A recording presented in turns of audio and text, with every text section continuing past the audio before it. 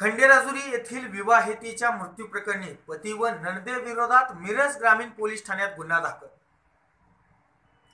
मिरज तालुक्यातील खंडेराजुरी येथील विवाहितेने आत्महत्या केल्याची घटना परिसरात गाजली असतानाच विवाहितेच्या बहिणीने खंडेराजुरी येथे गुरव कुटुंबियांवर बहिणीस मारून टाकल्याचा आरोप केला आहे।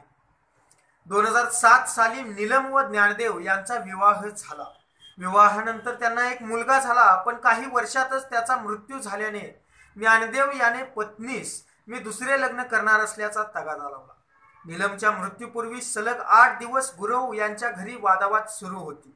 या वादावरून माझ्या बहिणीला ब्रह्मनाथ तलावामध्ये मारून टाकल्याचा आरोप नीलमची बहीण उज्ज्वला गुरव हिने केला आहे।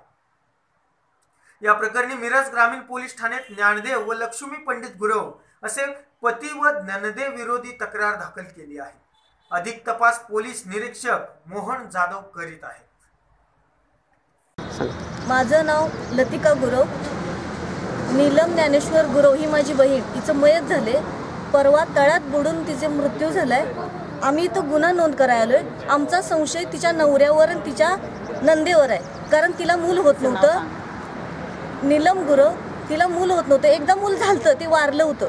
बहिणी दत्तक घेतो आम्हाला म्हणलीत, तर पुन्हा दत्तक घ्यायचं आणि कॅन्सल करून तिच्या बहिणीने सांगितलं की तू लग्न कर, आणि ती म्हणत होती की लग्न करायला नको, आपण दत्तक बाळ घेऊया।